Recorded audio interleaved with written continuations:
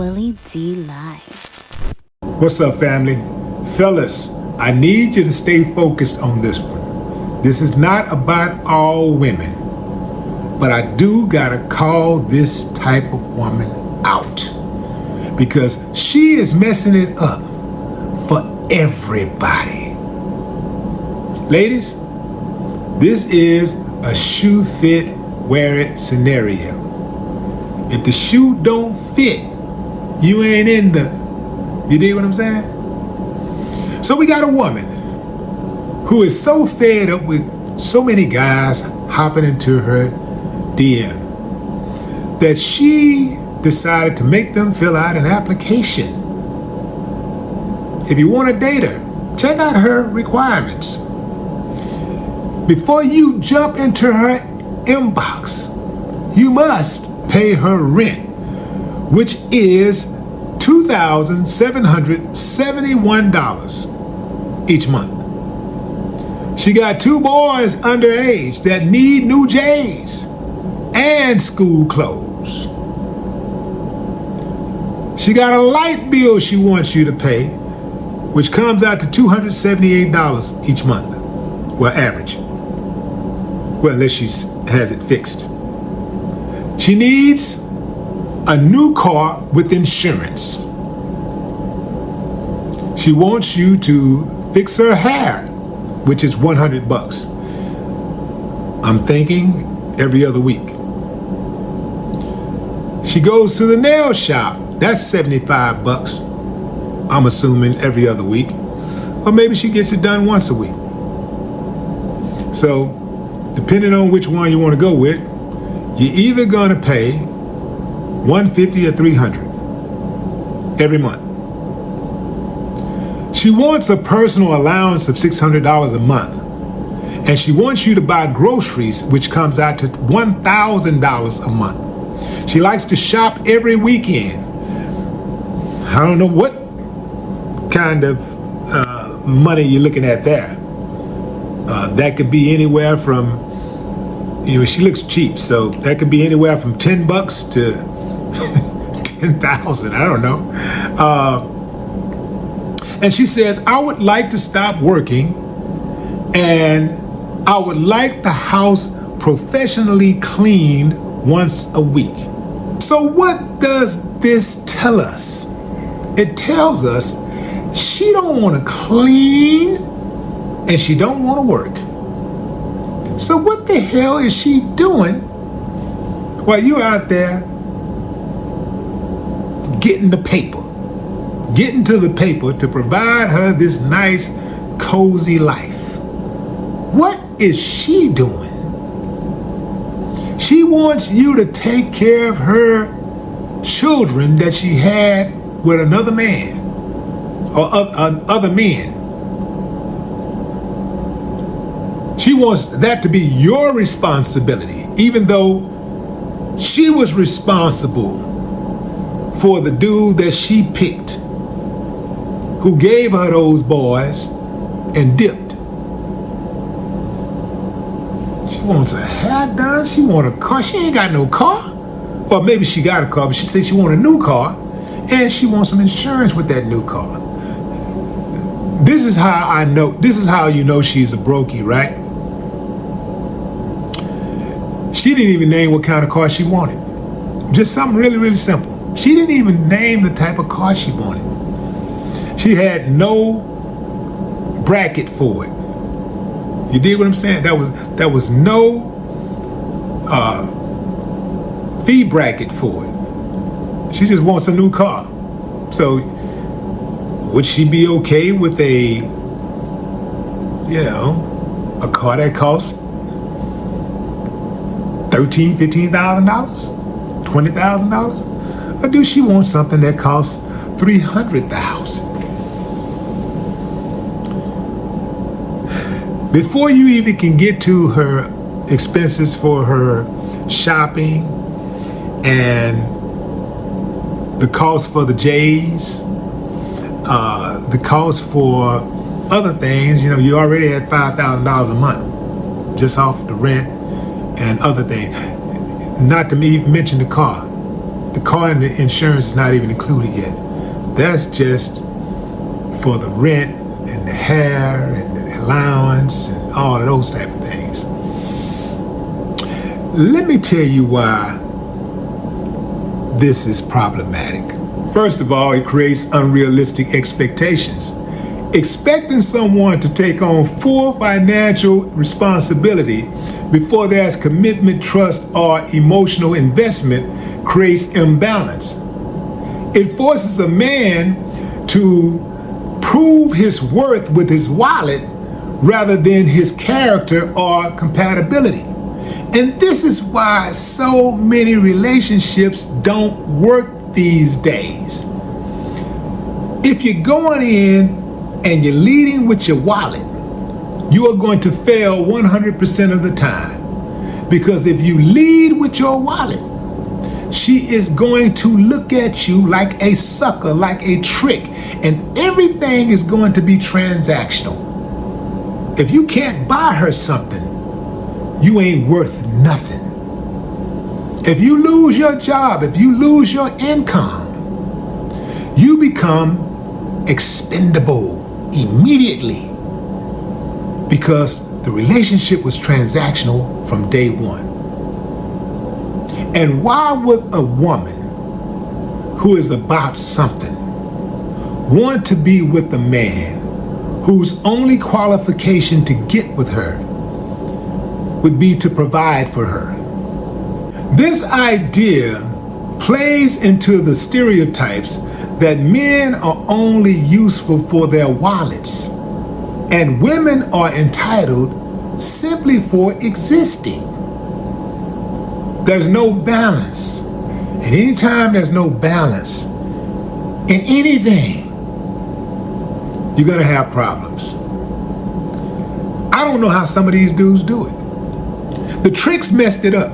All you tricks, y'all messed it up. All that, it ain't tricking if you got it. Man, he messed the whole game up. Because obviously, a woman who's lazy, a woman who ain't about nothing, is going to love somebody saying it ain't tricking if you ain't got it, if you got it. It ain't tricking if you got it. Obviously, they gonna love it, right? If a woman is a transactional woman, obviously she's gonna love it. And she's gonna sing it at the top of her lungs on the highest mountain and try to shame anybody who ain't got it, even though she ain't got it herself. She's gonna try to shame men who ain't got it. Fellas, let me tell you how I got through it. I know this is a long time ago and it's really, really different now. I know it's really different, but it's still loosely related. At the end of the day, you have to care about yourself. You have to be confident in yourself enough to know that when these big ballers get through running through her, get through playing over, get through clowning her, at some point she is going to be ready for a dude who just want her for her and who really care about her. It always happens like that. By that time, it'll probably be too late for her, but all you gotta do is be patient. Sometimes women catch that snap a whole lot sooner. Sometimes they're very young and they try to mess with the baller type of dude or whatever, or the guy that got the money. And not all guys who got money are a-holes. I'm a prime example. I'm a good dude. But not all dudes who got money are good. A lot of dudes who got money got bad attitudes, and they have a sense of entitlement because they know that there are so many women out there who would just get in line and hop, skip, and jump when they say so, just because they have money. When a man has money, it's very similar to a woman who is beautiful. The more attractive a woman is, the less she has to work on her character. The more money a man has, the less he has to work on his character. If you're just talking about hookups and you're just talking about getting with somebody. But if you're talking about real love and something sustainable, then now you're getting into character. And a lot of people fall short. A lot of attractive people fall short with character. A lot of men who have money, people who have money, fall short in the character department because they never had to work on their character. You don't have to work on your jokes or nothing when you got money, because people just laugh when you got money. Everything you say is funny. If you act like you're cracking a joke, everybody, you corny as hell. But they're gonna laugh because you got money. They're gonna tell you you're right because you got money. Nobody wants to get on your bad side when you got money. So you don't have to work on your character. But you should, if you want to be a decent person.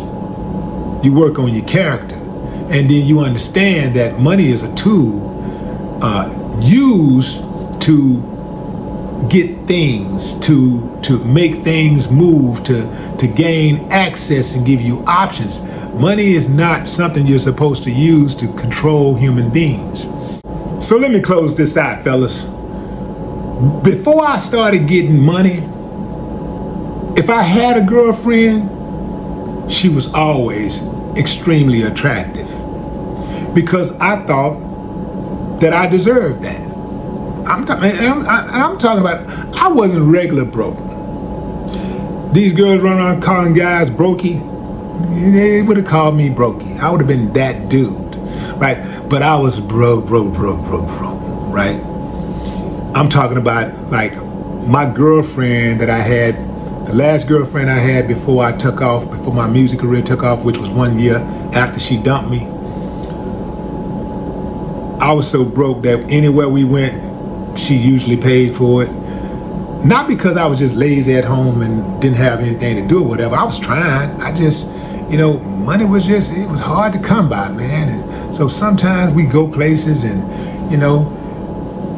if we ate something, we ate, some chicken or something, fast food, burgers and stuff like that.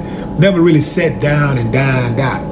But she dipped on me because her friends, man, they were being taken care of, man. They was getting to the money with the dudes that they were with. They were all dating drug dealers, and she wanted that life. And she went and got that life, and, it just didn't turn out right for her. She was impatient, and, she dipped.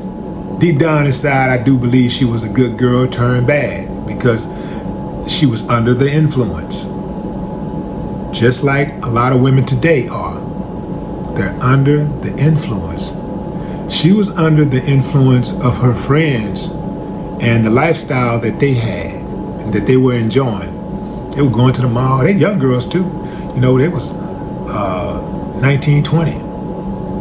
Going to the mall, buying whatever they wanted. Dude giving $5,000, $10,000. They was balling.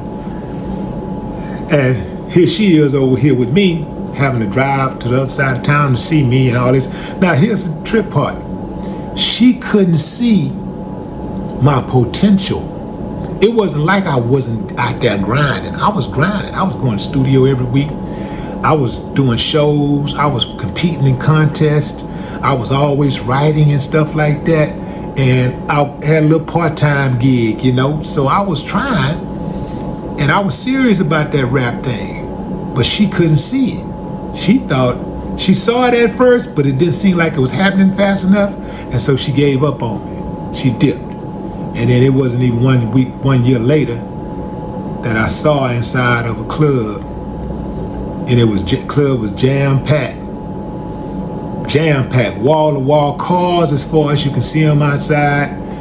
And she was at the bar looking all sad with her drug dealer boyfriend that I heard was beating on her. And I was on stage rapping with the Ghetto Boys, and women at my feet clawing, trying to grab my junk and trying to rip me off the stage and everything, and the trip part about it was, it wasn't as satisfying. The get back wasn't as satisfying as I thought it would be. I actually pitied her because I knew that was a good girl deep down inside, but she was under the influence. And that's how a lot of women are today. There are a lot of good girls out there, but they're parroting what they hear from these other girls out here who are just out there trying to just get some money. And they're gonna meet a very, very harsh reality real soon. Right now they can't see it because they're having fun and they getting what they want and all that kind of stuff. They getting money. But what's gonna happen though is, as life goes on, these streets gonna wear their asses out. These dudes, these players, these ballers gonna rip through them, are gonna tear them up. At some point they gonna start feeling lonely. They gonna want love, real love. They gonna want a child. They gonna try to cover. They gonna try to get back with a child because they gonna think a child gonna be the fix. The child ain't gonna be the fix because the child gonna be used as a pawn to get back at the dude who dumped them, or who they dumped, but who they can't stand now. Every time they look at that child, they gonna think of that dude. It's just gonna be one big old toxic ball of mess for the rest of their days. They ain't gonna find happiness. It's gonna be hard because a dude who's really about something is not finna come in and pick up all those broken pieces. He's not gonna do that. It's too easy to just find a woman who didn't fall for the banana in the tailpipe.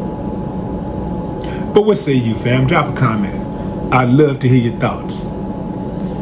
No more talk.